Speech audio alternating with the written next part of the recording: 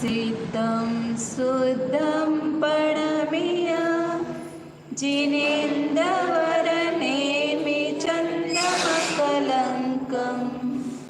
गुणरयणभूषणोदयं जीवसपरुवणम् ओचम्। जय बोलो सिद्धांत चक्रवर्ती आचार्य नेमिचंद्र भगवान की जय। बोलो परम पूज्य चारित्र चक्रवर्ती आचार्य शांती सागर जी महाराज की जय। बोलो प्रातः स्मरणीय गुरुदेव समंत भद्रमुनि महाराज की जय। बोलो आचार्य प्रवर एक परम पूज्य आचार्य प्रवर एक सुंदर सागर जी महाराज की बोलो परम पूज्य महोदीक्षा गुरु वात्सल सिंधु आचार्य सुयस सागर जी महाराज की।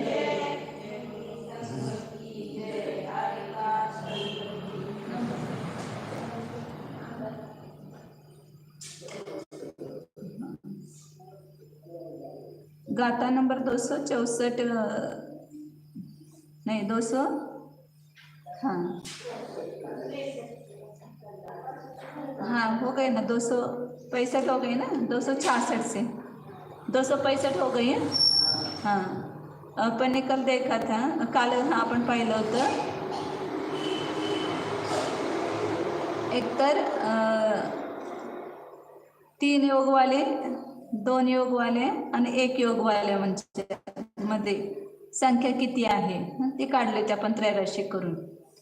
त्यानंतर सगळ्यात कमी संख्या कोणाची आहे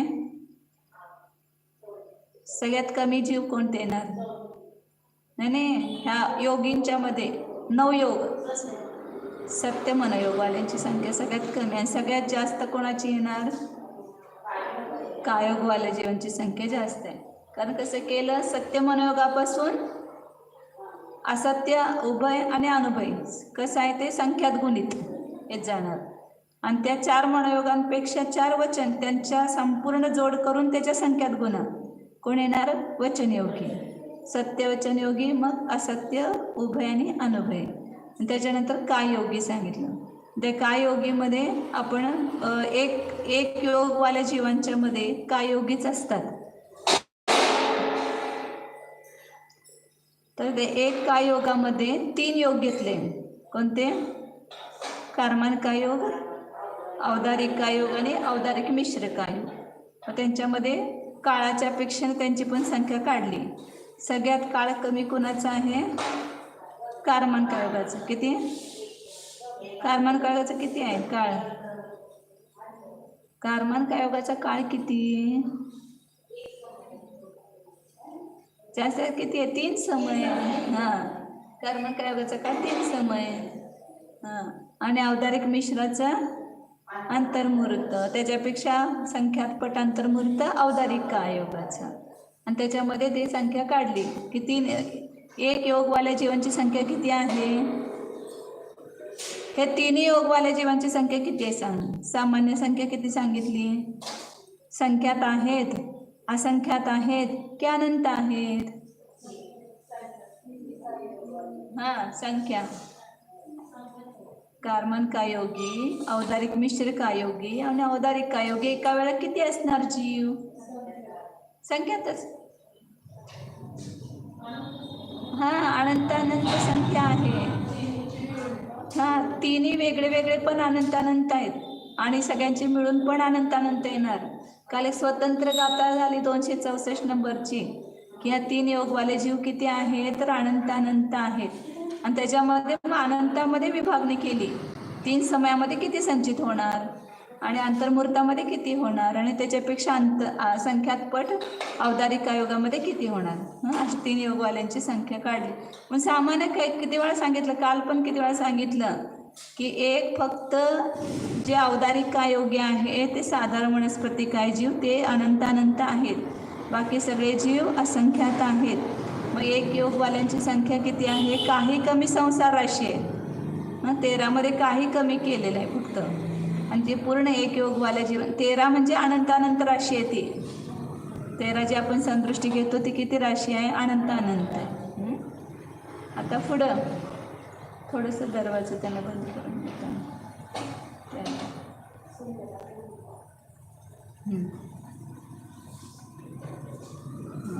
थोडंसं ठेवा तिकडं, म्हणजे उजेड तुम्हाला पाहिजे. पूर्ण अंधार पडतो. वैक्रिक मिश्र कायोगी जीवांची संख्या आणि वैक्रिक कायोगी जीवांची संख्या 4 गातीच्या द्वारे आता सांगतायत. 266 गाथा नंबर आहे. सोवक्कमाणुवक्कम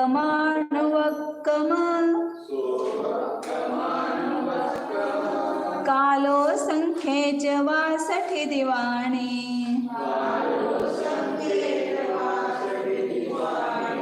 आवली असंख्य भागो संख्येच 62 दिवाणी.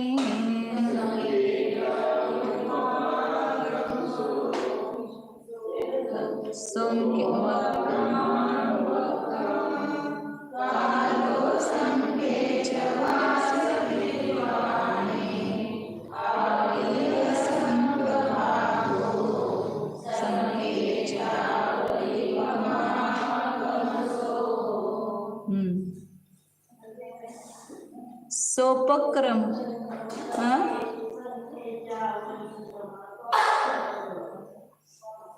पमा शब्दच आहे की, मग पमाच म्हटले की संकेत जावली पमा कमसो.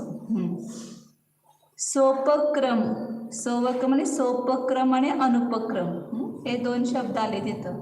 सोपक्रम काल म्हणजे उपक्रम शब्दाचा अर्थ आहे उत्पत्ती, जीवांची जी उत्पत्ती होते, जसं देवामध्ये आणि नारकीमध्ये जीव उत्पन्न होणार, जेवढ्या काळामध्ये ते उत्पन्न झाले त्याला म्हणायचं उपक्रम काल. पुन्हा जीव उत्पन्न व्हायचं बंद झालं तर त्याला काय म्हणायचं अनुपक्रम काल. असे 2 काल येणार लगातार, म्हणजे लगातार उत्पत्ती होत राहणार नाही. एक आवलीचा असंख्यातवा भाग सांगितलं. सोपक्रम काल किती आहे? आवलीचा असंख्यातवा भाग. तेवढ्या काळपर्यंत उत्कृष्ट सांगितला. पहिल्या समयापासून कुठला तर एक विवक्षित समय घ्या, तिथून सुरू झाला वैक्रिक मिश्र कायोगामध्ये उत्पत्ती होणं, म्हणजे जीव उत्पन्न होणं. मग आवलीचा असंख्यातवा भाग काळपर्यंत उत्पन्न होणार, मग तिथं खंड पडणार, पुन्हा कोण उत्पन्न होणार नाही त्याच्यानंतर, कारण तो उत्कृष्ट काळ सांगितलेला आहे. त्याच्यानंतर मग काय होणार? पुन्हा काही काळपर्यंत कोणी उत्पन्न होणार नाही. त्याच्यानंतर पुन्हा उत्पत्ती सुरू होईल, पुन्हा अनुत्पत्ती, पुन्हा उत्पत्ती, पुन्हा अनुत्पत्ती. त्याला काय म्हटलेलं आहे? उपक्रम आणि अनुपक्रम काल. सोपक्रम काल आणि अनुपक्रम काल, अशा प्रकारे 2 प्रकारचे काळ सांगितले.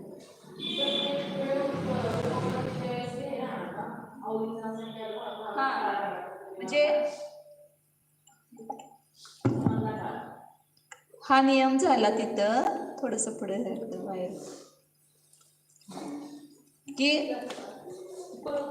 आता हा पहिला समय आहे. जास्त ओढलं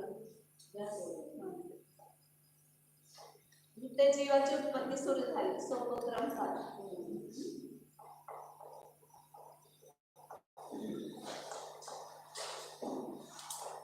मग कितीपर्यंत? हे आवलीच्या असंख्यातव्या भागापर्यंत जास्तीत जास्त हा उत्कृष्ट काळ येतो. पण असं लगातार उत्पन्न हमेशा होतीलच असा नियम नाही, परंतु झाले तर किती काळपर्यंत होतील? आवलीचा असंख्यातवा भाग, जे आवली त्याचा पण असंख्यातवा भाग असंख्य.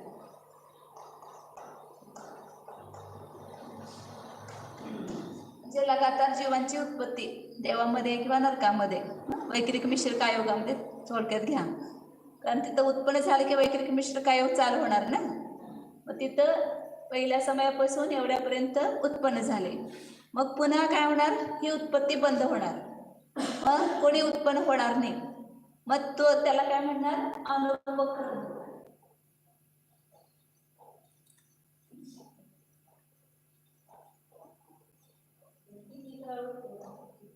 तर इथं आता ह्या पुढच्या समयापासून हा अनुपक्रम काळ कमीत कमी 1 समय आहे. आणि त्याच्यानंतर जास्तीत जास्त किती आहे? संख्या आवली. हा मोठा आहे, संख्या आवली. आवलीचा असंख्यात्वा भाग आणि संख्यात आवली दोन मध्ये खूप अंतर आहे ना तिथं. हा असं परत मग अनुपक्रम काळ संपला की नियमानं कोणी ना कोणी जी उत्पन्न होणारच. संख्यात आवली व्यतीत झाल्या, कुणी उत्पन्न झालं नाही की त्याच्यानंतर नियमानं कोणी ना कोणी जी उत्पन्न पुन्हा सोपक्रम काळ येणार, म्हणजे उत्पत्ती काळ येणार. मग पुन्हा तो किती काळपर्यंत उत्पन्न होईल? तसं कमीत कमी एक समयापर्यंत पण खंड पडू शकतोय. म्हणजे आता कोणी जीव एक समय उत्पन्न झाला आणि कोणीच झाला नाही, मध्ये खंड पडला. पुन्हा एक समय सोडून सुद्धा खंड पडू शकतो. एक समय उपक्रम, एक समय अनुपक्रम, एक समय उपक्रम, एक समय अनुपक्रम. परंतु तिथं उत्कृष्टतेच्या अपेक्षेने घ्यायचं, कारण आपल्याला प्रमाण काढायचंय. त्यामुळे उत्कृष्ट काळ आहे तोच घ्यायचा इथं. उपक्रम काळ उत्कृष्ट किती आहे? आवलीचा असंख्य, म्हणजे असंख्यात समय आहे, परंतु तो अगदी छोटा अल्प काळ आहे. आणि हा संख्यात आवली म्हणजे मोठा काळ, त्याच्यापेक्षा जास्त अनुपक्रम काळ मोठा आहे. पुन्हा मग सोपक्रम काळ, पुन्हा अनुपक्रम काळ, असे सगळ्या म्हणजे ह्याच्यामध्ये येणार. आता ही तर वैक्रिक मिश्र काय योगा जीवांची संख्या काढण्यासाठी ते पुढं काढतात आपल्याला व्यंतर जीवांचं आयुष्य घेऊन. तर फक्त आता इथं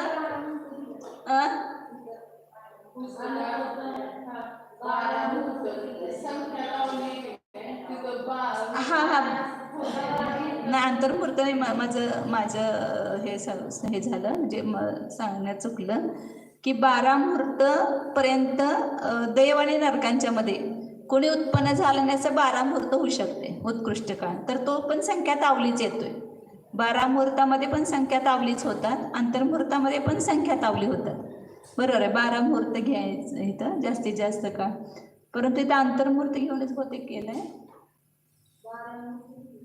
12 मुहूर्त आहे, बरोबर आहे. म्हणजे कोणी उत्पन्न झालं नाही असं किती काळ होऊ शकते? देवामध्ये नरकामध्ये दोन्ही मध्ये मिळून.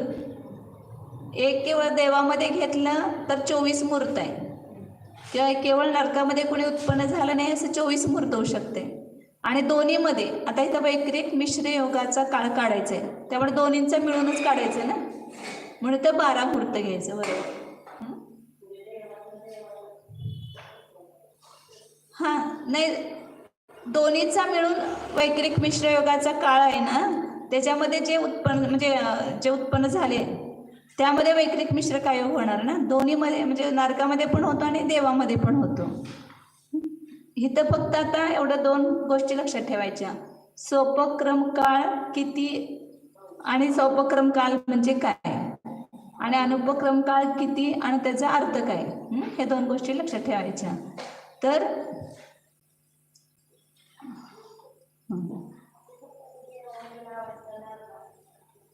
दोन्हीमध्ये पण असंच आहे.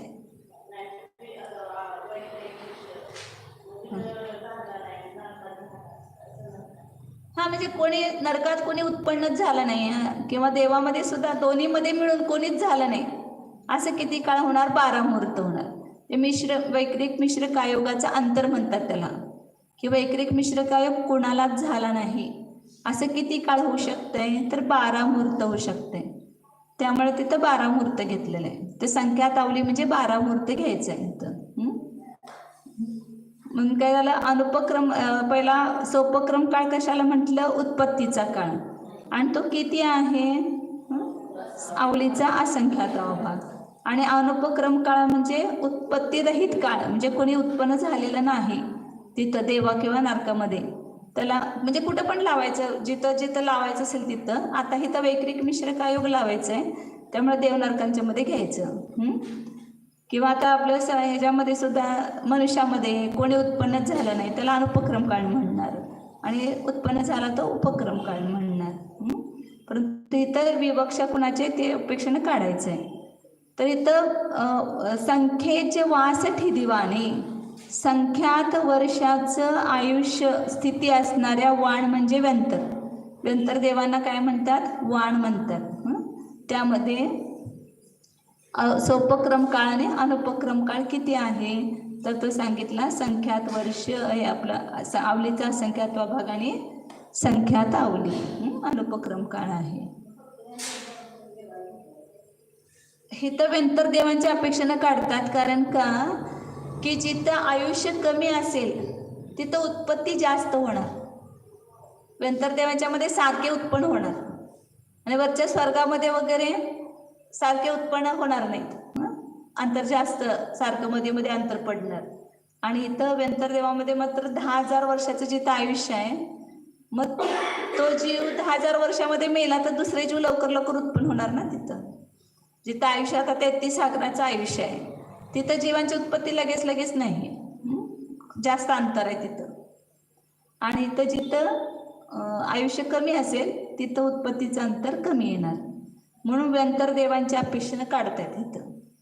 आता मग पहिल्यांदा व्यंतर देवांचं काढून मग बाकीचे सगळे त्याच्यामध्ये मिक्स करायचे, म्हणून व्यंतर देवामध्ये काढतात. आता पुढं 267 नंबरची गाथा आहे. तही सव्वे शुद्ध सला सोवक्कम काल दो संख गुणा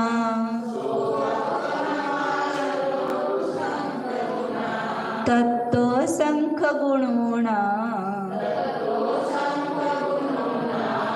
अपुण्य कालम्य शुद्ध सला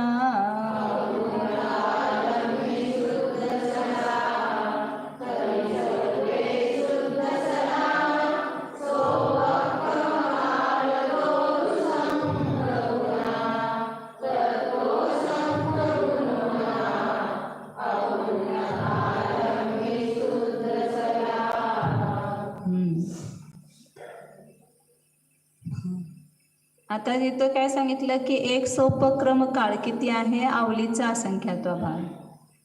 आता तिथं संख्यात वर्षाच्या स्थितीमध्ये तही सगळ्या शुद्ध शलाका, शुद्ध शलाकांचं प्रमाण, शलाका म्हणजे काय घ्यायचं, 1 वेळ 2 वेळ 3 वेळ. आता हा एक घेतला, ही एक शलाका झाली. परंतु दुसऱ्यांदा अनुपक्रम झाला की पुन्हा सोपक्रम येणार, पुन्हा तिसऱ्यांदा येणार, पुन्हा चौथ्यांदा. अशा प्रकारे त्या 10,000 वर्षामध्ये अशा उत्पत्ती काळ किती येतील आणि अनुत्पत्ती म्हणजे अनुपक्रम काळ किती येतील, त्याला म्हणायचं शुद्ध शलाका. जसं आता उदाहरणार्थ की इथं एक सोपक्रम काळ आपण किती घेतला, 10 वर्ष 10 समय घेतला आणि अनुपक्रम काळ किती घेतला, 40 समय घेतला. मग ही काय होणार, एक शलाका झाली, सोपक्रम काळाची एक आणि अनुपक्रम काळाची एक. पुन्हा मग पुढं 10 समय सोपक्रम काळ, पुन्हा 40 समय अनुपक्रम काळ, मग ती दुसरी शलाका झाली. पुन्हा आता ते एक समयात लगेच होते ते गॅप घ्यायचं नाही, इथं तरी उत्कृष्ट घेऊन करायचं की आवलीच्या असंख्यात्व भागपर्यंत जे उत्पन्न झाले असं धरून ते प्रमाण काढायचं.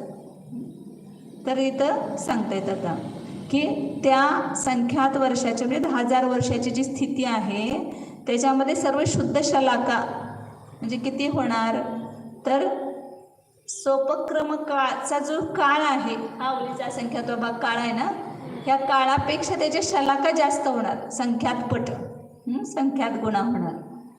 आणि अपुण्य कालमी अपर्याप्त काळामध्ये सर्व स्थितीमध्ये होणार त्याच्यापेक्षा केवळ अपर्याप्त काळ, सुरुवातीचा अंतर्मुहूर्त, आता 10,000 वर्षाचं आयुष्य आहे त्यातलं सुरुवातीचा अंतर्मुहूर्त तेवढं अपर्याप्त काळ असतो ना, ते शरीर पर्याप्ती पूर्ण होईपर्यंतचा काळ, त्याला काय म्हणणार आपण, अपर्याप्त काळ, निवृत्त पर्याप्ताचा काळ. तर तेवढ्या काळामध्ये किती शलाका होणार, तर 10,000 वर्षामध्ये ज्या होतील त्याच्यापेक्षा तेवढ्या अंतर्मुहूर्तामध्ये होणाऱ्या शलाका काय असणार, कमी येणार ना. अंतर्मुहूर्त जो काल है उसमें कम आएगी अपर्याप्त काल संबंधी में, उसको अपन अंक संतुष्टि वगैरह सब लेकर के निकालेंगे. पहले इतना प्रमाण जो बताया वो लेते हैं यहाँ पर. अपर्याप्त काळ संबंधी शुद्ध शलाकाचं प्रमाण तत्व म्हणजे त्या सर्व शुद्ध शलाकेच्या संख्यात पट कमी आहे.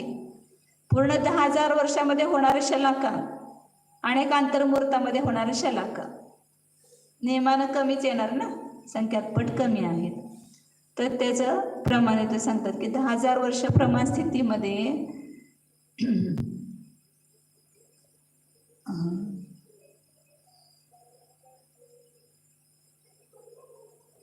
सोपक्रम काळ आणि अनुपक्रम काळ दोन्हीचं मिळून एक शलाका करायची.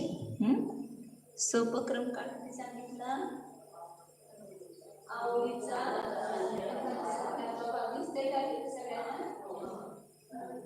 आणि त्याच्यामध्ये संख्या आवडी अनुपक्रम काळ संख्यात आवडी अनुपक्रम ह्या दोन्हींचं जोड करायचं. हे दोन्ही मिळून एक शलाका होणार. ह्याची एक शलाका त्याची मिळून दोन्ही मिळून एक शलाका. तर किती येणार त्याच्यामध्ये इथं आता असंख्याकाचं काय करावं लागेल आपल्याला समच्छेद करावं लागेल. ज्याला छेद नसतो त्याला त्याचा छेद घेऊन त्याचं समान करायचं. असंख्याकानं भागलं आणि असंख्याकानं गुणून. आता यामध्ये समान संख्या काढून ए करायचं. समान काय दोन्हीमध्ये कॉमन आवडीचा असंख्याका भागला कॉमन काढलं. आता राहिलं काय त्यामध्ये संख्यात आणि असंख्यात राहिलं गुणकार आणि त्याच्यामध्ये काय राहिलेलं आहे गुणकार एक आहे. काय नसलं की समजायचं एक आहे म्हणून त्याच्यावर अधिक करायचं. संख्यात आणि असंख्यात त्याच्यावर एक आहे. काय झालं दोन्ही काळांचा जोड झाला. जसा अंकसंदृष्टीने हा 10 समय आहे आणि हा 40 समय आहे तर दोन्ही म्हणून किती झाले 50 समय. ही एक शलाका म्हणायची याला शुद्ध शलाका. आता हा एक शलाका दोन्हीची म्हणून एक शलाका झाली. अशा पूर्ण 10,000 वर्षामध्ये किती होणार असं काढायचं तिथं. त्रैराशी करायचं. ही एवढ्या काळाची एक शलाका तिथे प्रमाण राशी करा वर्षाशी एक. तर इच्छा राशी किती येणार 10,000 वर्ष.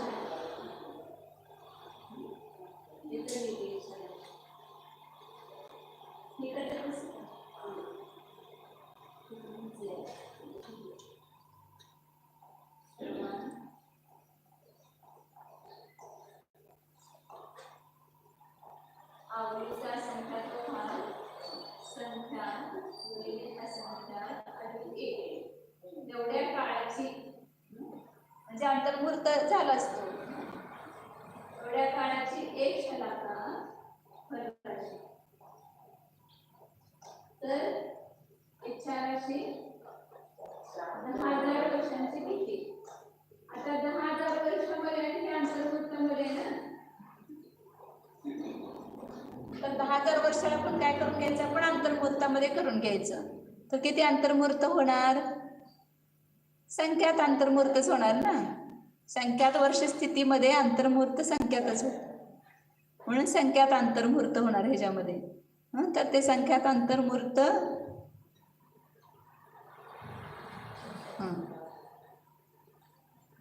याला काय करायचं अंतर्मुहूर्तामध्ये रूपांतर करून द्यायचं म्हणजे संख्यात अंतर्मुहूर्त एवढं मोठं 3 वेळा संख्यातानं गुणायचं.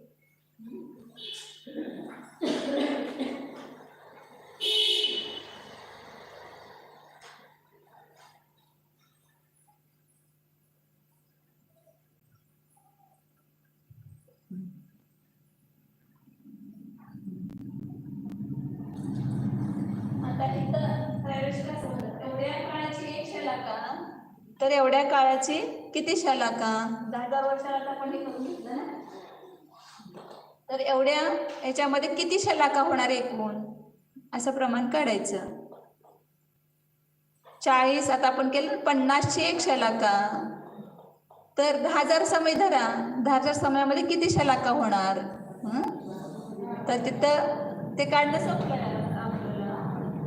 50 समयाची एक शलाका तर 10,000 समयाचे किती शलाका. काय करणार 10,000ला 50 ला भागणार. 10,000 भागिले 50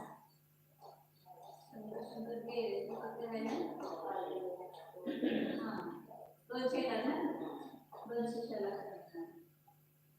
तसं आता इथं वास्तविक गणितामध्ये काढायचं. किती शलाका होणार 10,000 वर्षामध्ये? शुद्ध शलाका.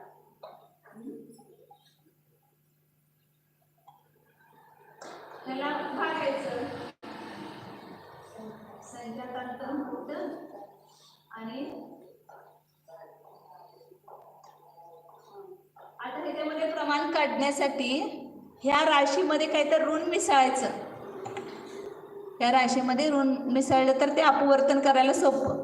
मग किती ऋण मिसळायचं ह्याच्यामध्ये? आवडी भाग गुणिले संख्या गुणिले संख्या, एवढं ऋण ह्याच्यामध्ये मिसळलंय. ते समान गणित करून घेण्यासाठी करतात तसं. तर त्याच्यामध्ये मिसळल्यानंतर त्या होणार ह्याच्यामध्ये असंख्यात गुणाकार करणार आहोत. असंख्याताचा छेद समान करून घेणार. ह्याच्यामध्ये हे आवली भागिले असंख्यात आणि आवली भागिले असंख्यात समान आहे.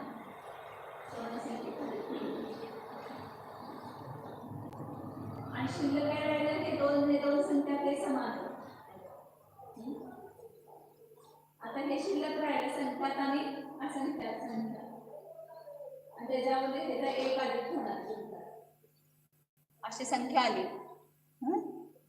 आता त्याला भाग काय आहे?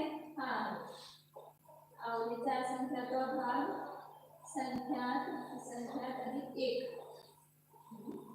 आता हे संख्यात अधिक एक हे केलं आणि आवडीच्या संख्येत हे केलं, तिथे झाला संख्या शलाका झाला. आणि ते ऋण मिसळायला काढायचं, थोडा कमी करायचं. ऋण मिसळलं ना पण ते कमी करायचं त्याच्यातून. म्हणजे काय काढलं? हे 10,000 वर्षामध्ये एकूण सोपक्रम आणि अनुपक्रम काळ किती येणार? सोप्या भाषेत एकदा, दोनदा, तीनदा, चारदा किती वेळा येणार? संख्यात वेळा येणार. सोपक्रम आणि अनुपक्रम काळ किती वेळा येणार? संख्यात वेळा येणार. आता एक पूर्ण ह्याच्यामध्ये काढलं तर ह्यालाच आता दुसरं तिसरं त्रैराशी करून त्यांनी काढलेलं आहे की एक शलाकामध्ये एक उपक्रम काळ, तर मिश्र शलाकामध्ये किती, म्हणजे उपक्रम काळ किती झाला? शलाका झाल्या ह्या.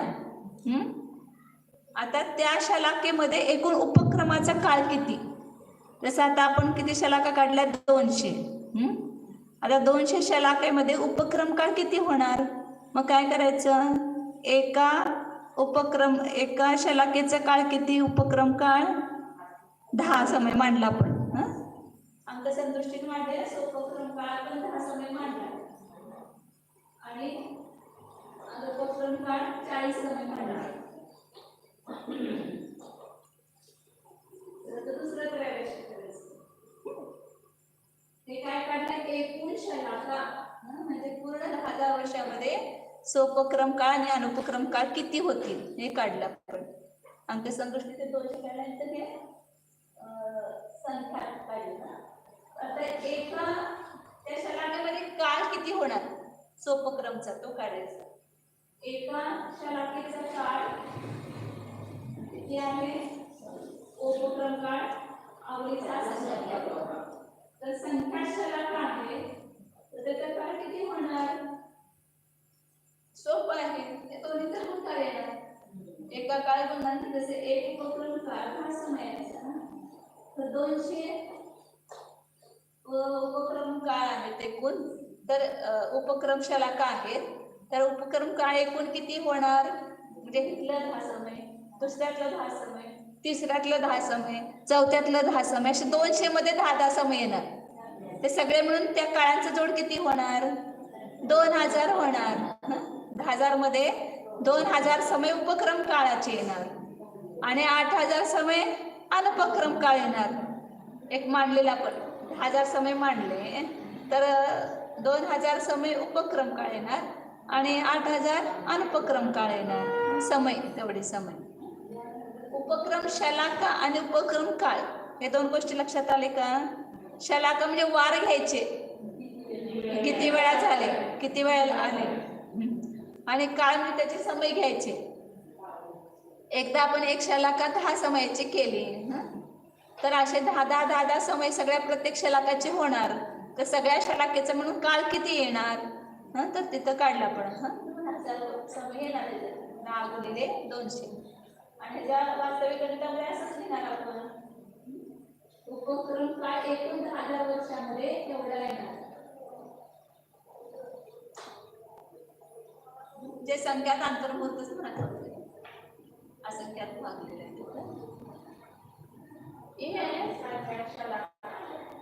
ये आवली का असंख्यात्व भाग हुआ और उसको संख्या संख्या से गुना किया तो आवली का असंख्यात्व भाग ही रहा ना, क्योंकि वो संख्या संख्यात गुणकार है तो आवली का असंख्यात्व भाग ही आया। फिर पूरे 10,000 वर्ष में, पूरे 10,000 वर्ष में मेरा अभी ध्यान गया हो, मैंने कभी संख्या संख्यात का ये भाग है, ये बड़ा छोटा है ना और ये नीचे भाग बड़ा है तो संख्यात का भाग देंगे तो असंख्यात की संख्या रहेगी। तो अवले तो असंख्यात्व भागी होगा पूरा काल, पूरे 10,000 वर्ष में भी पूरे सपक्रम काल जोड़ेंगे तो अवले का असंख्यात्व भागी आएगा। ऐसे यहाँ से सिद्ध होता है। हाँ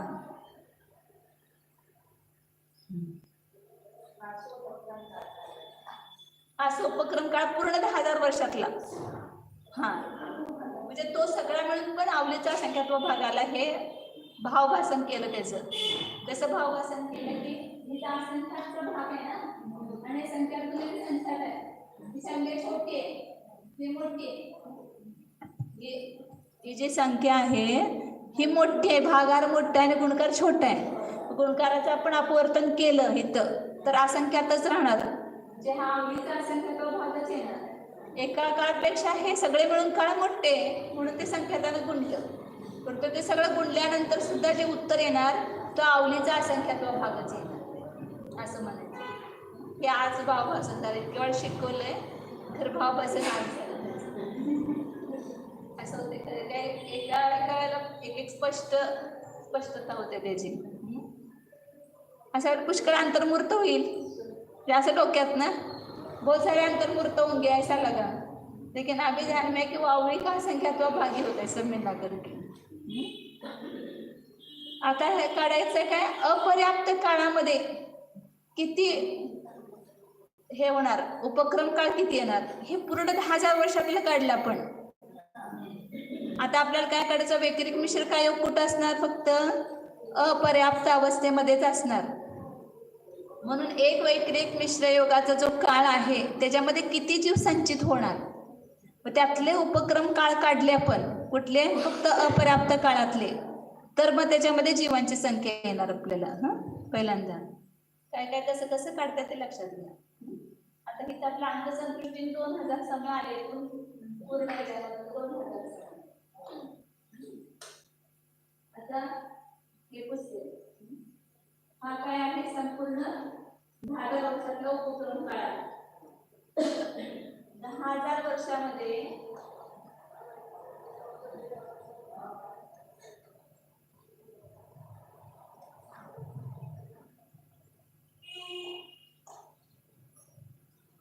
एवढा उपक्रम काळ आहे।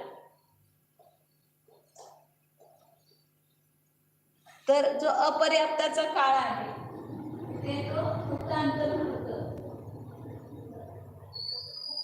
और एक भावभाषण हुआ क्या कि यहाँ पर जो बीच में अंतर पारामूर्त का है ना वो यहाँ नहीं लेंगे, क्योंकि अपर्याप्त काल छोटा है, अंतर्मूर्त ही है, उसमें 12 मूर्त कैसे आएगा अंतर, वो छोटा अंतर्मूर्त लेना पड़ेगा वहाँ पर अंतर, नहीं तो फिर एक भी उपक्रम काल नहीं हो पाएगा उसमें। हाँ ऐसा समझ में आया आज।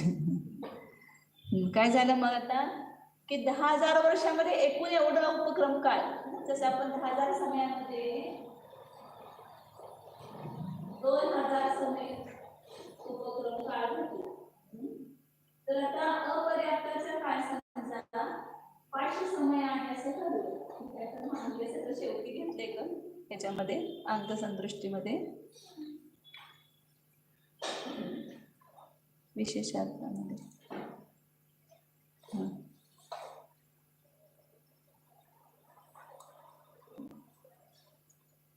पांचवा लिया ना, 500 लिया है।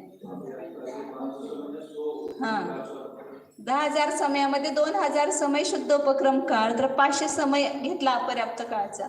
एकूण 10,000 समयामध्ये सुरुवातीचं 500 समय काय झाले? अपर्याप्त आहे जीव. इकडे लक्ष द्या. 10,000 एकूण आपण समय घेतले आणि त्यातलं सुरुवातीला अपर्याप्त काळ असणार ना.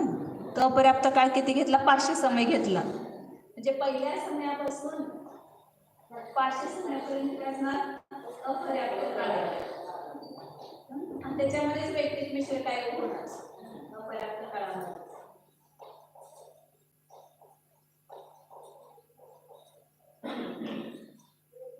आणि मग त्याच्यानंतर 500 समयापासून ते 10,000 समयापर्यंत काय? अपर्याप्त काळ.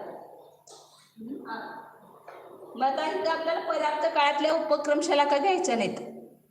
फक्त ह्या वैक्रिक मिश्र कायोगाचा जो अंतर्मुहूर्त अपर्याप्ताचा काळ आहे त्याच्यामध्ये एकूण उपक्रम काळ किती होणार हे काढल्यानंतर त्याच्यामध्ये मग उत्पत्ती जीवांची किती होणार हे निघणार. म्हणजे ह्या वैक्रिक मिश्र कायोगामध्ये संचित किती होणार जीव. ह्या 500 समयामध्ये जेवढे उपक्रम काळ येतील, हे 500 समय म्हणजे काय? पूर्ण उपक्रम काळ नाही आहे. पहिला सुरुवातीचा 10 समय, मग पुन्हा 40 समय सोडलं, पुन्हा 10 समय, पुन्हा 40 समय सोडलं, पुन्हा 10 समय, असे मिळून हे अपर्याप्त काळ, हे उपक्रम काळ येणार, म्हणजे उत्पत्ती काळ येणार. म्हणजे पूर्ण 10,000 वर्षातलं पहिला काढला पण उत्पत्ती काळ. आता फक्त अपर्याप्त काळामध्ये उत्पत्ती काळ किती येणार. जमलिंग व्हायला लागले काय? हा, एकूण अपर्याप्ताचा जो काळ आहे 10,000 वर्षामधला जो अपर्याप्ताचा काळ आहे तेवढ्या काळामध्ये किती जीव संचित होतील हे काढायचं आहे. जेवढे जीव संचित होतील तिथं उत्पत्ती होईल जीवांची, तेवढे जीव वैक्रिक मिश्र कायोगी आहेत असं निघणार शेवटी. म्हणून 10,000 वर्षामध्ये एवढे उत्पत्ती काळ, तर अपर्याप्त काळामध्ये किती उत्पत्ती काळ आहे तो काढायचा. आणि मग ते जीवांच्या संख्येला भागलं की ते जीवांची संख्या येईल, ते पुढं करायचं. आता फक्त काय करायचं काय आहे की 10,000 समयामध्ये एवढे उत्पत्ती काळ आहे, तर 500 समयामध्ये किती उत्पत्ती काळ येणार. कारण का 10,000 मध्ये आपण काढलं होतं ना 2,000 उत्पत्ती काळ आणि 8,000 अनुत्पत्ती काळ. आता 500 समयामध्ये उत्पत्ती काळ किती आणि अनुत्पत्ती काळ किती, ह्याचं दोन्हीचं बटवारा करायचं. आता हे आपण 10,000 वर्षामध्ये एवढा उत्पत्ती काळ आहे, तर ह्या एवढ्या अपर्याप्त काळामध्ये किती उत्पत्ती काळ येईल. आता काय करणार इथं त्या दोन्हीला गुणणार.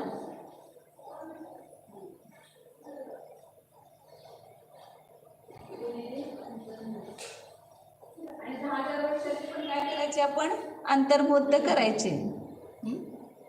10,000 वर्षाचे अंतर्मुहूर्त संख्या होणार. मग असं केलं होतं की नाही.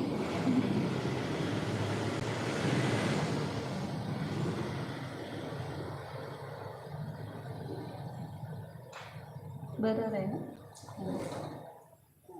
आता याच्यामध्ये काय जाणार की आवडून जाणार की आवडून जाणार, हे संख्या ही संख्या ही संख्या ही संख्या हे संख्या म्हणजे एक संख्या. मग काय राहणार आवडीचा असंख्यात्व भाग. म्हणजे पर्याप्त अपर्याप्त काळामध्ये मिळून जेवढ्या उपक्रम काळ झाला त्याचा संख्यात पट कमी झाला. तर सगळ्या मिळून किती आला होता आपला, हा आला होता, आला होता ना. ते संख्यात गुणित आणि ते संख्यात गुणित कम झाला फक्त एक. पूर्ण 10,000 वर्षातले उपक्रम काळ एवढा आहे आणि अपर्याप्त काळामध्ये एवढा उपक्रम काळ. म्हणजे आवलीचा असंख्यात्व भागच थोडक्यात. पण हा आवलीचा असंख्यात्व भाग मोठा आहे, संख्यात पट आहे, आणि हा आवलीचा असंख्यात्व भाग कमी आहे.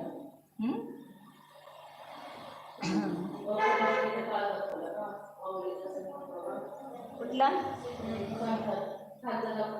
हा अपर्याप्त काळातला.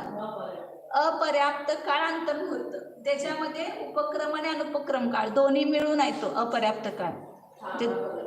हा, तर त्यातला उपक्रम काळ एवढा येणार, बाकीचा राहिलेला शेष सगळा अनुपक्रम काळ येणार. आता आपल्याला अनुपक्रम काळाशी काही जास्त मतलब नाहीये. उपक्रम काळ काढून त्याच्यामध्ये जीवांची संख्या काढायची.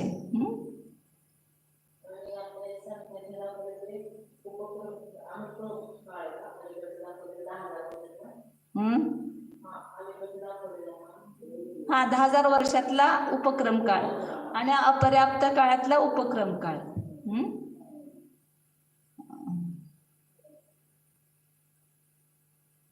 झालं एवढं. आता ह्याच्यावर ना पुढे संख्या सांगतात आपल्याला जीवांची.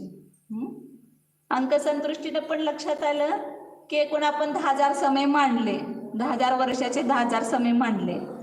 त्याच्यामध्ये अपर्याप्त काळ किती घ्यायचा? 500 समय मानलेलं सगळं, आणि बाकीचा पर्याप्त काळ येणार. त्याच्यामध्ये उपक्रम काळ किती येणार? तर एकूण सगळ्यामध्ये उपक्रम काळ किती आला? 2,000 समय. तर अपर्याप्त काळ 500 समय, तर त्याच्यामध्ये किती येणार उपक्रम काळ? किती आला? आपण तो काढला होता ना.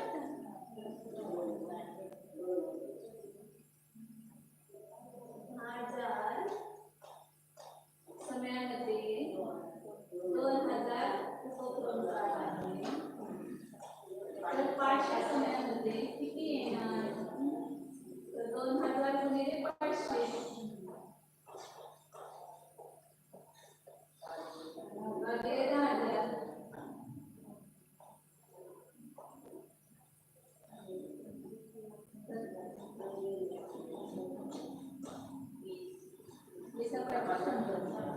म्हणजे 500 समयातले 100 समय उपक्रम काळाला आणि 400 समय अनुपक्रम काळ. बरोबर आहे ना? 50 एक शलाका आहे, 10 शलाका होणार. मग 10 गुणिले 10 म्हणजे 100 झाले, आणि 40 गुणिले 10 म्हणजे 400 झाले. ते 100 उपक्रम काळाला आणि 400 अनुपक्रम काळाला. स्पष्टता करून घ्या, काय शंका असलं तर विचारा, नाही समजलं तर अनेकदा सांगता येते. आता हे आपलं काढलं सगळं. त्याच्यानंतर आता जीवांची संख्या सांगते. 268 नंबरची गाथा आहे. तम शुद्ध सलागाहिद नियरासिम पुण्य काललद्धाहि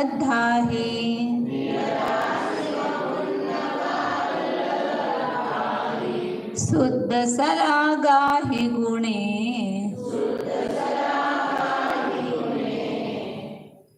वेंतर वेगुवमिस्साहु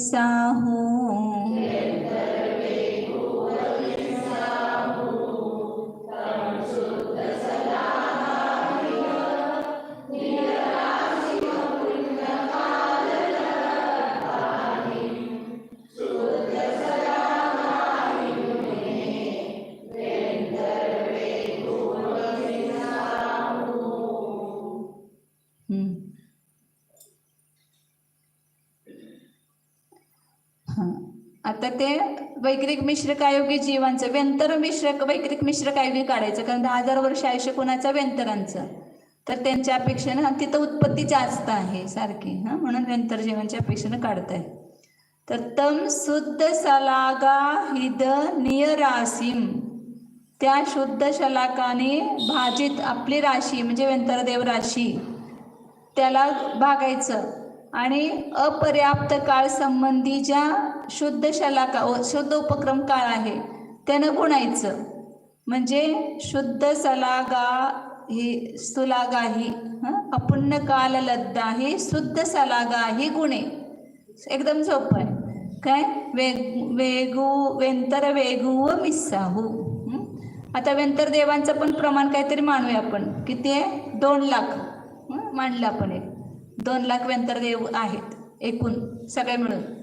आता त्यातले ह्या अपर्याप्त काळामध्ये उत्पन्न होणारे किती जीव ते काढायचं, त्यांचा वैक्रिक मिश्रकायोग असणार. तर सर्व उपक्रम काळ किती आहे? 10,000 वर्षामध्ये आपण मांडलेला 2000 समय, 2000 समय, तर 2000 समयामध्ये 2 लाख जे उत्पन्न झाले, 2000 समयामध्ये 2 लाख जे उत्पन्न झाले, तर 100 हे निघाले ना अपर्याप्त काळाचा उपक्रम काळ, तर 100 समयामध्ये किती जे उत्पन्न होणार असं काढलं आपण थोडक्यात, म्हणजे आमच्या दृष्टीनं.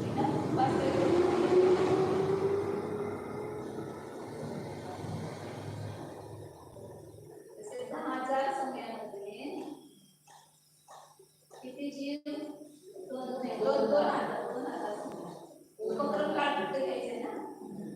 2000 समयामध्ये किती जीव उत्पन्न झाले मित्रांचे, वेतनाची संख्या जी आहे ती 10,000 वर्षामध्ये संचित झालेल्या जीवांच्या अपेक्षेने घेतली ना, तर 2 लाख आहे. तर अपर्याप्ताचा काळ किती, 100 उपक्रम, तर तेवढ्यात किती जीव उत्पन्न होतील 100 समयामध्ये, किती जीव उत्पन्न होतील. मला काय केलं, व्यंतर देवाची संख्या, त्याला गुणिले काळ आहे उपक्रम काळाची शुद्ध शलाका, अपर्याप्त काळासंबंधीची शुद्ध उपक्रम काळ, त्याला शुद्ध शलाका, आणि त्याला म्हणजे 10,000 वर्षाने भागलं, म्हणजे 2,000 आपलं 10,000 वर्षातल्या उपक्रम काळाला भागलं, म्हणजे तिथं काय येणार, ते व्यतिरिक्त मिश्र कार्यातील जीवांची संख्या. आता इथं उदाहरणामध्ये गेले किती राहिले, 20,000. 2000 मध्ये 2 लाख, तर 100 समयात किती, 20,000. काय तर चुकलं काय, नाही 2चा भाग ते 2चा पण भाग नाही, म्हणजे 10,000 येतात, बरं आहे ना. 10,000 जीव आहे, 2000 समयात 2 लाख जीव, तर 100 समयात किती, तर 10,000 जीव असं आहे ना. तसं आता वास्तविक गणितामध्ये लिहा तिथं त्या ठिकाणी त्यांची राशी, तर जीवांचं प्रमाण द्यायचं.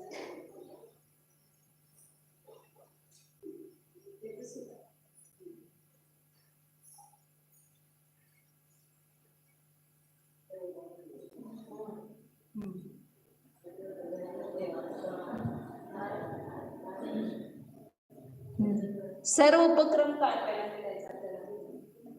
सर्व उपक्रम काळामध्ये, सर्व उपक्रम काळाचं आपल्याला जे संतुष्टीच्या अपेक्षेने घ्यायचं. सर्व उपक्रम काळाची संतुष्टी किती घेतली आपण, 12 वर्षाचा उपक्रम काळ काढला होता ना, अवधीचा असंख्यात्वा भाग आणि 2दा संख्यातानं गुणायचं, आणि थोडं कमी केलं, ऋण घातलं होतं ते आपण. 10,000 वर्षामधला उपक्रम काळ एवढा आहे. या उपक्रम काळामध्ये पूर्ण व्यंतर राशीची संख्या ते किती आहे, जगत प्रतर, म्हणजे जे ह्यांची संख्या आहे ना ज्योतिष्कांची, त्यांच्यापेक्षा कमी, त्याला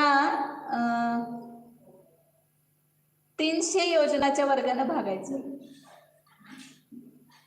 जगत प्रतराला 300 योजनाच्या वर्गाने भागायचं, म्हणजे ते येते प्रमाण, म्हणजे त्याला आपण व्यंतर देवांचं जे आपल्या ज्योतिष्क देवांची जी संख्या आहे, जगत प्रतर भागिले प्रतरांगुल भागिले 85, आणि ह्याला 81 न गुणून 10 शून्य येणार यामध्ये, 81,000 लाख, करोड म्हणणार, 81,000 करोड, हा 1000 करोड, 81,000 करोड गुणी, म्हणजे त्यानं भागायचं. 81 वर 10 शून्य, 10 शून्य संतुष्टी असे 10 आणि 0 केलं, 10 शून्य असं लक्षात द्यायचं. 10 वर असं ते दिले ना संतुष्टी, म्हणजे 10 शून्य आहे त्याच्यावर, असा त्याचा अर्थ होतो. तर ही संख्या व्यंतर देवांची. माग आपण गती मार्गणीमध्ये काढलेली होती संख्या, 600 योजन का वर्ग से भागले होते 300.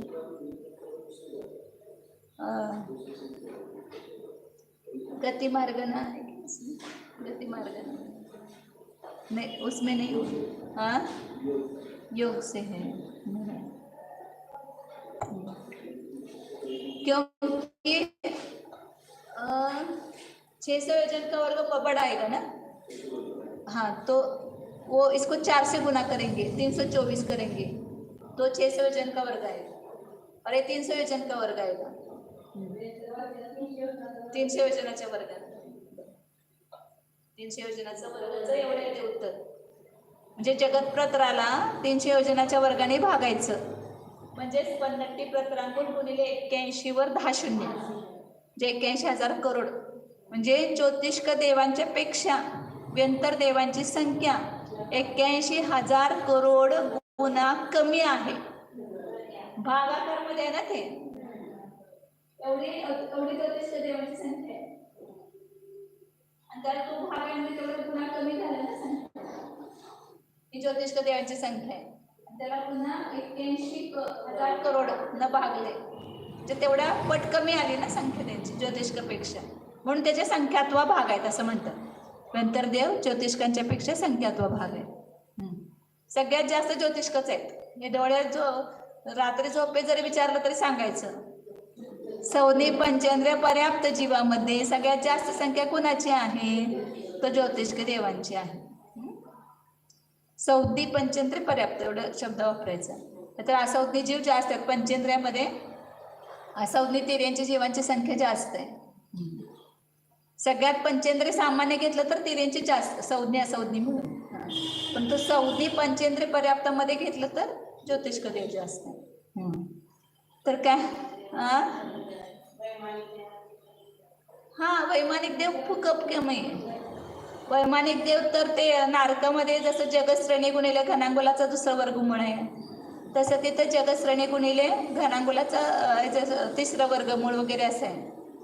मग त्या जगश्रेणीला 11व्या वर्गमुळानं भागायचं, 9व्या 7व्या ते वरच्या स्वर्गातल्या देवांची संख्या आहे. जगश्रेणीचा पहिला दुसऱ्या स्वर्गामध्ये जी आहे ती असंख्यात जगश्रेणी प्रमाण आहे आणि पुढं वरच्या स्वर्गामध्ये जगश्रेणीचा पण असंख्यात्वा भाग. एवढे जीवन म्हणजे त्याचं 11व्या वर्गमुळानं भागलं मग 9व्या वगैरे वर्गमूळ म्हणजे तो असंख्यात संख्या आहे ना. वरती 12व्या स्वर्गापर्यंत. मग 13व्या स्वर्गापासून तर खूप कमी पल्ल्याचा असंख्यात्वा भाग आणि त्याच्यानंतर त्याच्यापर्यंत पल्ल्याचा असंख्यात्वा भाग. सर्वार सिद्धीमध्ये संख्यातच आहे मनुष्याच्या पेक्षा 3 पट किंवा 7 पट असं. आता पुढं ते सांगितले काल. ही सगळी संख्या उत्कृष्टतेच्या अपेक्षेनं आहे. त्यामध्ये थोडं कमी होऊ शकते परंतु जास्त होणार नाही. त्याच्यापेक्षा नंतर देव जास्त होणार नाहीत. कमी थोडे असू शकतं. जे सामान्य जे आहे ना तिथं त्याच्यामध्ये तेवढी संख्या असतेच. मनुष्य आहे म्हणा परंतु जे सांतर मार्ग नाही ना त्याच्यामध्ये जास्त कमी जास्त होते संख्या.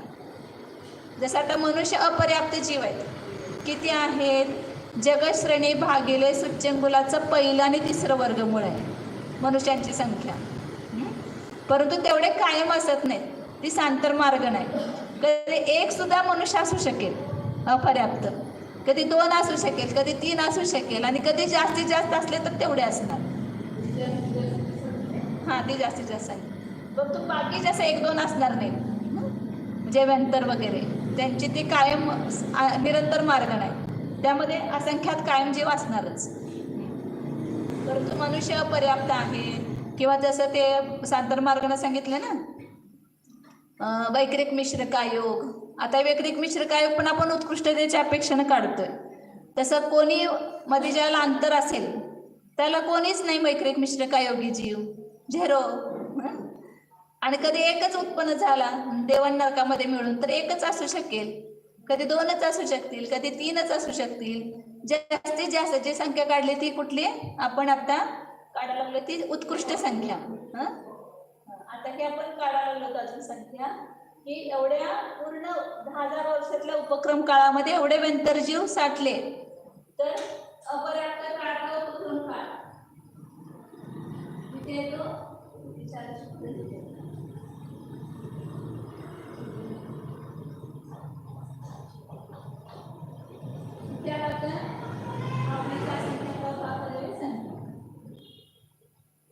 संख्यात पट कमी झालं ना. फक्त पूर्ण 10,000 वर्षातला उपक्रम काळ आणि तो फक्त अपर्याप्त काळातला उपक्रम काळ. काय काढतोय काय नाही हे लक्षात आलं की तुम्हाला परत वाचलं की लक्षात येईल. काय करायला लागलं ते लक्षात घ्यायचं की वैक्रिक मिश्र कायोगी जीव काढण्यासाठी अपर्याप्त काळामध्ये उपक्रम काळ किती होतील हे काढलं पहिला, आणि मग आता तेवढ्या उपक्रम काळामध्ये जीव किती होतील, जीव किती साठतील ते काढलं. म्हणजे एवढ्या काळामध्ये एवढे जीव, तर तेवढ्या काळामध्ये किती जीव संचित होणार, म्हणून काय त्याला त्या दोन्हीचा गुणाकार होणार. हे वेंतरदेव आणि हे उपक्रम काळ, आणि हा सगळा मिळून उपक्रम काळ, तर काय म्हणायचा कालिक भाग होणार.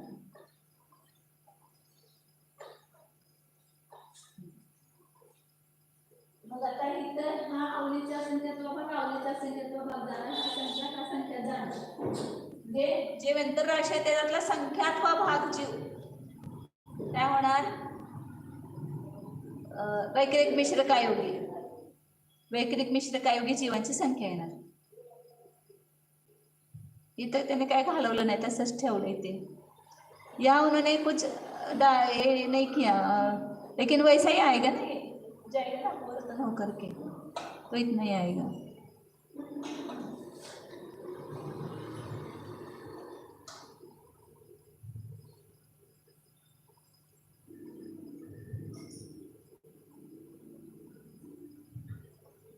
म्हणजे अपर्याप्त काळामध्येच मिश्र काय वैक्रिक मिश्र कायोग असतो, आणि अपर्याप्त काळामध्येच जीवांचं काय आहे, जेवढा उत्पत्तीचा काळ आहे त्याच्यामध्ये जेवढे जीवांचा संचय झाला तेवढे वैक्रिक मिश्र कायोगी एका वेळेला असू शकतील.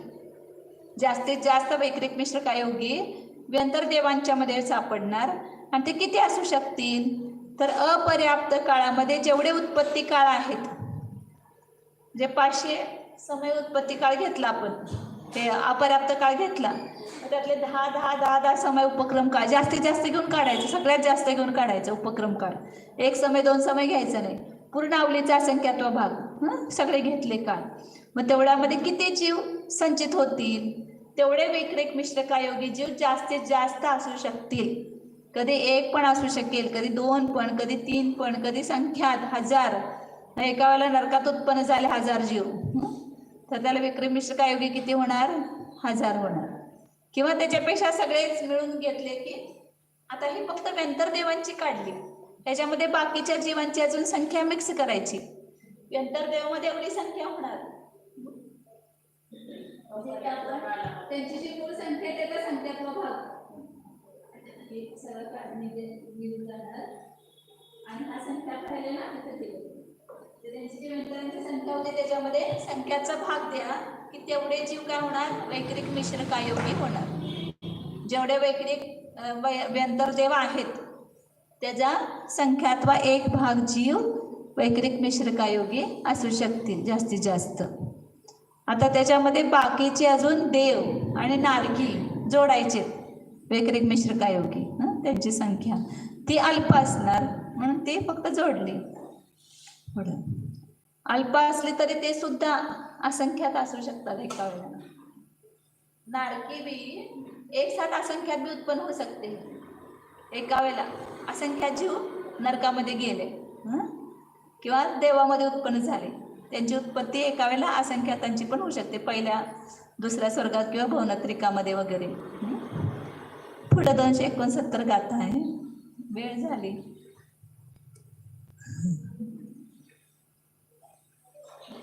एवढं संपूया काय 5 मिनिटं नाटक समस्या. पुढची तर एकदम सोपे आहे, 270 एकदम सरळ आहे. खाली जोडायचं आहे त्याच्यामध्ये, तैसे सदेव निरय. नारय आहे का तुमच्या, काय कर नाही निरय, निरय निरय कधी नाही बोलते ऐसे, नारय निरय शब्द. तैसे सदेव निरय मिस्सजुदे सौव मिस्सवेगुवं.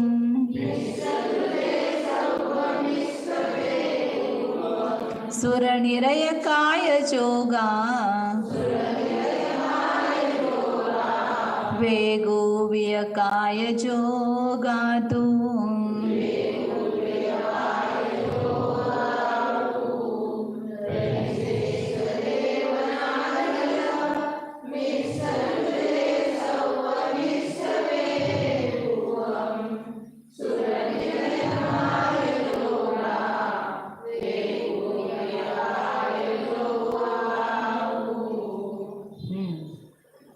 तही तही म्हणजे आता व्यंतर देवांची आपण संख्या काढली, एवढे विक्रिक मिश्र काय योगी मी केले तिथं मूळमध्ये त्यांनी तसंच ठेवलंय संतुष्टी, असं केलं तरी पण चालतंय.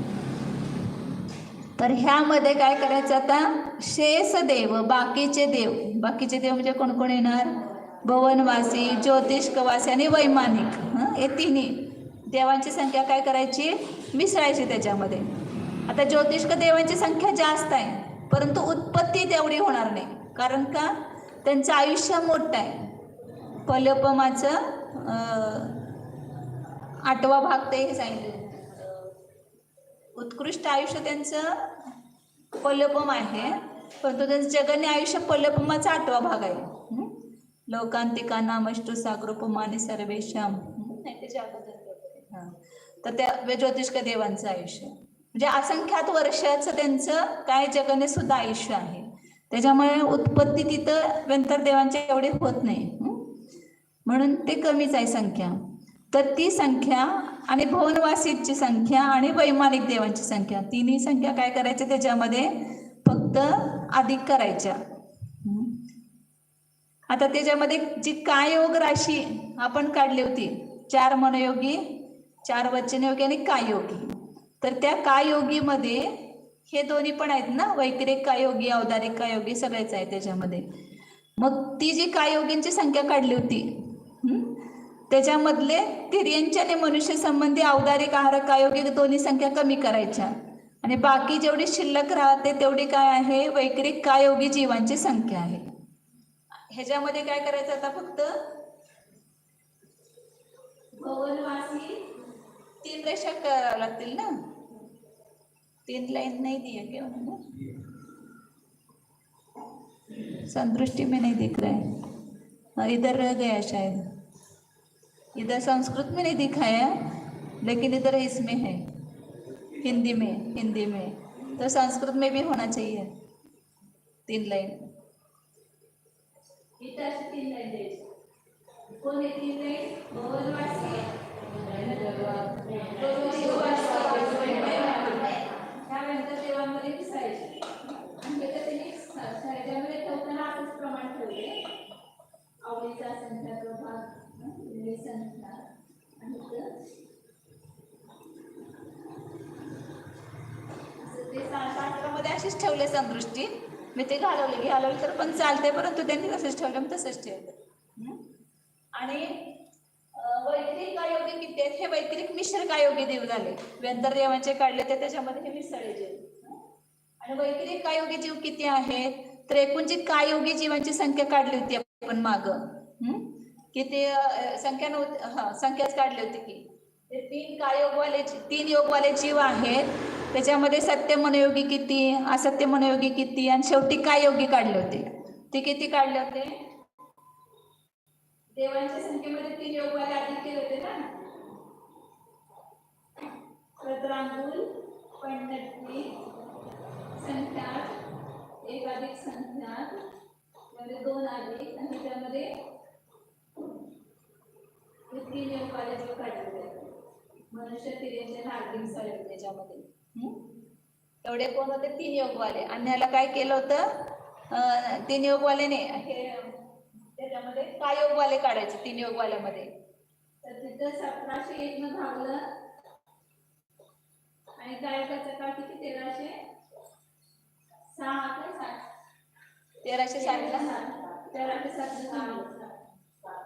ते काळ काढलं होतं आपण, काय योगाचा काळ. तर ह्या हे काय योगी जीव एवढे आहेत देवांच्या मध्ये, मनुष्य, तिर्यंचे, नारकी मिसळले 3 योगवाले जीव झाले. आणि एक काय योगी त्याच्यामधलं काढण्यासाठी 1703 योगाचं मिळून काळ त्यानं भागलं आणि केवळ काय योगाचा काळ तो 1360 अंतर्मुहूर्त होता, त्यानं गुणलं. म्हणजे कोण आले होते आपले जीव काल 3 योगवाले, काय योगवाले. आता काय योगी जीवांच्या मध्ये काय करायचं, मनुष्य, तिर्यंच कमी करायचे, कारण त्यांना असणार औदारिक कायोग, त्या औदारिक कायोगामध्ये येणार, म्हणून तिथं 2 संख्या कमी करायची अशी, मनुष्य आणि औदारिक कायोग तिर्यंच. राहिलेली सगळी संख्या कुणाची येणार, देव आणि नारकींची. हे 4 मिळून आहे, मनुष्य, तिर्यंचे, देव आणि नारकी काय योगी जीव. परंतु देवनारकींची जे येणार ती काय येणार, वैक्रिक कायोग येणार. आणि मनुष्यत्रियांच्या कोणता येणार, औदारिक कायोग येणार. औदारिक कायोग इथे तिथं अनंतानंतमध्ये येऊन गेलेत, त्याच्यामध्ये ऍड आहेत, सगळे मिसळलेले आहेत. आता इथं वैक्रिक कायोगी कोण येणार, तर तीन योगामध्ये जी कायोगी जीवांची संख्या आहे त्याच्यातून औदारिक कायोगी तिर्यंचे आणि मनुष्य वजा केले, तर राहिलेली सगळी संख्या देवनारकीच आहेत ना हे सगळे जास्त. तर त्या वैक्रिक हे कोण येणार, वैक्रिक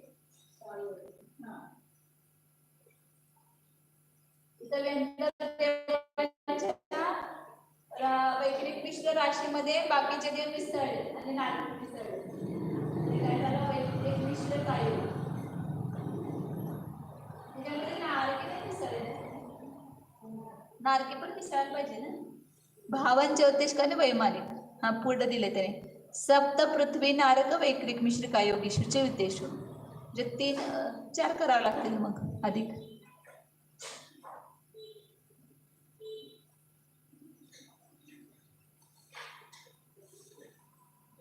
वैक्रिक मिश्र कायोग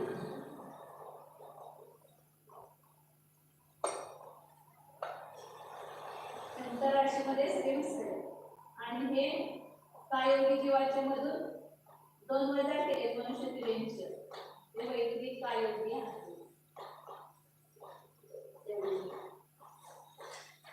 वैक्रिक कायोगी जे कायोगामध्ये पहिला 3 कायोगवाले काढले, कारमान कायोग, औदारिक मिश्र आणि औदारिक कायोग वाले काढले होते. आता वैक्रिक मिश्र कायोगी काढले, व्यंतर देवांचं काढून त्याच्यामध्ये बाकीच्यांचं प्रमाण मिसळलं. आणि त्याच्यानंतर आता वैक्रिक कायोगी सांगितले की एकूण कायोगी जीवांची जी संख्या आहे त्याच्यातून मनुष्य तिर्यंचे वजा केले की राहिलेले देवनारकी वैक्रिक कायोगी होतात. आता पुढे आहार कायोगी किती आणि आहार मिश्र कायोगी किती ते सांगतात. काय जोगा चौवण्णम होन्ति एक समयम्मी, आहार मिस्स जोगा 27 उक्कसा.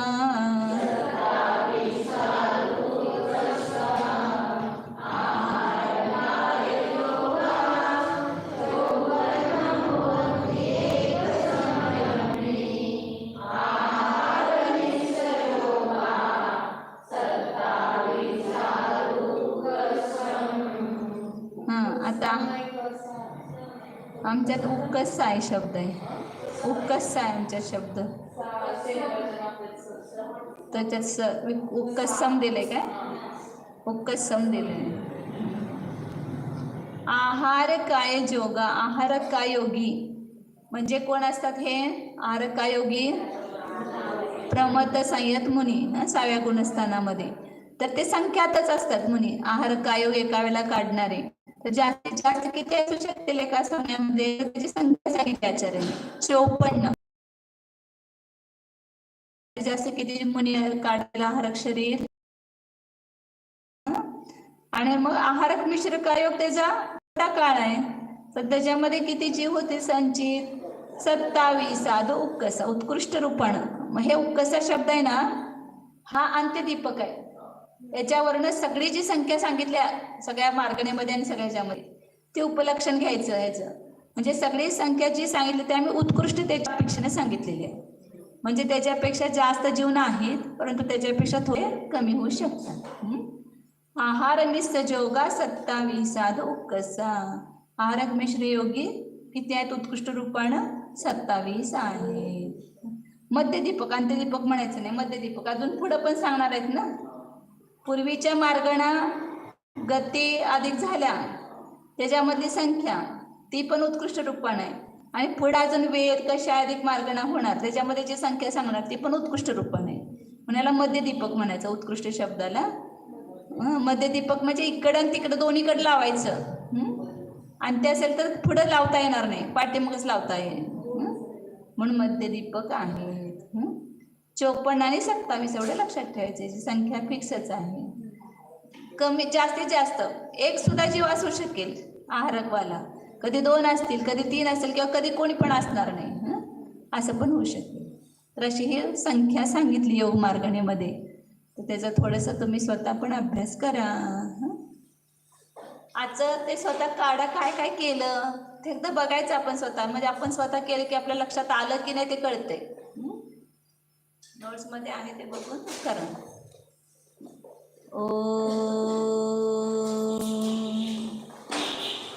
जाना हा मी शुद्ध चैतन्यमय जीवच आहे. ज्ञान दर्शन लक्षणवाला आहे. सहजानंद स्वरूप निर्योग स्वरूप निष्क्रियत्व शक्ति संपन्न स्वरूप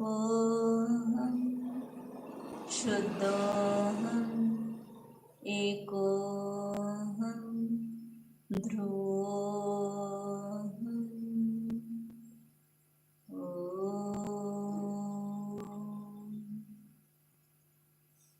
विसर्जन.